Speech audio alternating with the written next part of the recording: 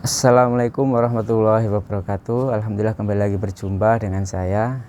Kali ini saya akan bercerita tentang misalkan ini menganalogikan tentang sebuah pernikahan, misalkan pernikahan. Nanti ujung-ujungnya itu tentang banyak hal terkait kehidupan saat ini. Misalkan nanti apakah memang semua itu sudah ditentukan? Kalau memang semua sudah ditentukan, terus bagaimana gitu kan? Kok misalkan sekarang saya yang tidak kunjung sukses, tidak kunjung kaya raya misalkan, atau hal yang lain lagi. Nanti ada hubungannya.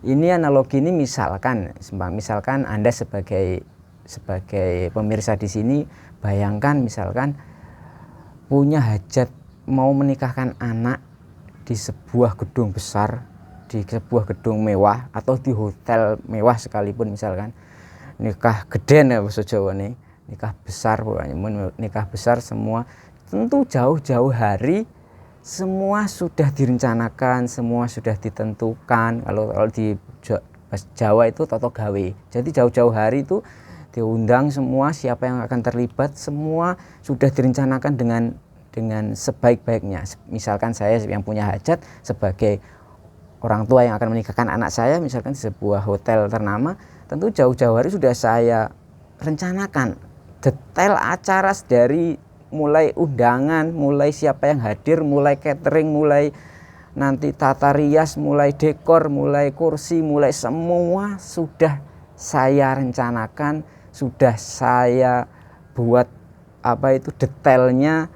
Nanti nyewa piring di mana, siapa yang bagian ngurus parkir, siapa yang bagian ngurus tamu, datang tamu, siapa yang bagian ngurus meladeni tamu, makannya itu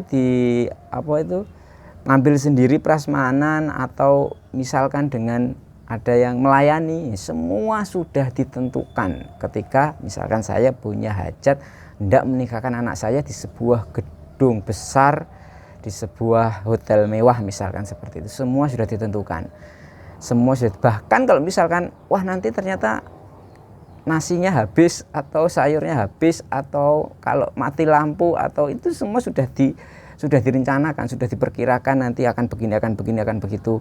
Kalau misalkan nanti hujan gimana, kalau misalkan nanti yang datang tamunya melebihi undangan bagaimana, bisa, semua sudah direncanakan.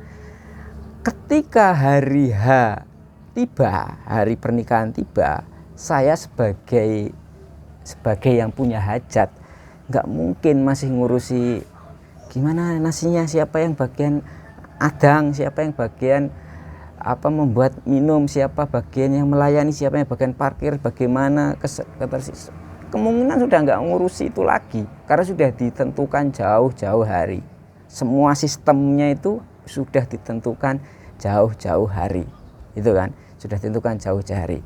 Ketika hari H tiba, kemungkinan saya sebagai orang tua mempelai ya hanya duduk di pelaminan, duduk di singgasana gitu loh, duduk di singgasana. Apakah saya bisa misalkan tiba-tiba memberikan instruksi di luar rencana, misalkan tehnya ditambahi, minuman tehnya diganti, ditambahi daun mint misalkan, ya sangat bisa, tapi kecil kemungkinan ada perubahan-perubahan yang tidak mendasar di saat hajatan itu berlangsung, gitu kan. Hajatan itu berlangsung. Jadi siapa saja yang nanti yang berhak masuk ke tempat acara, bagaimana prosedurnya naruh kendaraan di depan, lewati pintu depan, ngisi buku tamu, masukkan misalkan amplop misalkan. Setelah itu baru bisa menikmati hidangan makanan yang misalkan setelah menyapa pengantinnya, gitu kan. Dari logika tersebut saya menangkap pelajaran luar biasa. Saya akhirnya meyakini bahwa dunia yang begitu sangat kecil ini, sebutir debu dibanding luasnya semesta, saya meyakini bahwa semuanya sudah ditentukan sebab akibatnya, algoritmanya sudah ditentukan, akan begini, akan begitu. Siap, ibarat pernikahan misalkan kita samakan sebuah tentang kekayaan lah misalkan. Kekayaan itu misalkan orang yang bisa masuk ke tempat nikah terus menikmati hidangan. Hidangan itu ibaratnya kekayaan misalkan. Prasmanan, makan apa saja boleh, silakan sampai kenyang silahkan gitu kan. Maka syarat-syaratnya ya harus berpakaian yang layak, lewat pintu depan. Kalau misalkan ada orang datang ke tempat acara saya pakai celana pendek, baju sobek-sobek, masuk, ya pasti baru sampai parkiran atau mau pintu masuk sudah diusir. Karena menyalahi aturan, menyalahi sebab akibat algoritma yang sudah ditentukan. Gitu loh kan. Artinya kemudian dari hati terdalam, setelah melihat betapa kecilnya kita itu dibanding lautan semesta yang begitu luas, bumi saja seperti sebutir debu gitu kan. Artinya jika saat ini misalkan cita-cita saya belum tercapai atau misalkan saya belum kaya gitu kan, berarti ada aturan yang saya langgar gitu kan, yang belum terpenuhi. Kasarannya tadi misalkan tentang kekayaan, ya tentang kekayaan, siapa yang boleh masuk ke ruangan gedung tempat, ya siapa saja yang memenuhi kriteria, nggak peduli dia itu agamanya apa, warna kulitnya apa, kaya atau miskin, dari desa mana, asal dia berpakaian rapi, memakai sendal yang rapi, sepatu atau sendal, masuk ngisi buku tamu, terus misalkan ada amplop ya dimasukin amplop, setelah itu ketemu para penerima tamu, salaman, ketemu pengantin, maka dia berhak untuk menikmati jamuan, menikmati kekayaan tadi, menikmati kekayaan. Tak peduli dia itu misalkan ternyata dia itu tukang maksiat, tukang mendem, tukang misalkan tukang mencuri atau tukang korupsi, tidak peduli, maka jamuan tadi adalah hak dia gitu loh. Maka kekayaan itu jadi hak dia. Dan kenyataannya kekayaan itu ya seperti hukum alam yang lain, seperti gravitasi misalkan. Orang agamanya apapun, kulitnya warna apapun, dari negara manapun, kalau jatuh dari lantai 20 misalkan ke bawah pasti mati. Entah jatuhnya itu jatuh lompat sendiri, atau misalkan didorong seseorang, atau tidak sengaja kepleset, sama, pasti mati. Begitu juga dengan tadi, orang kalau sudah memenuhi kriteria berpakaian rapi misalkan, meskipun dia itu misalkan sebangsat apapun orang itu, kalau memenuhi kriteria algoritma sebab akibat undangan tadi, maka dia berhak menikmati hidangan sepuasnya. Misalkan prasmanan ya, misalkan ada bakso, ada nasi sate, ada macam-macam misalkan seperti itu, maka berhak.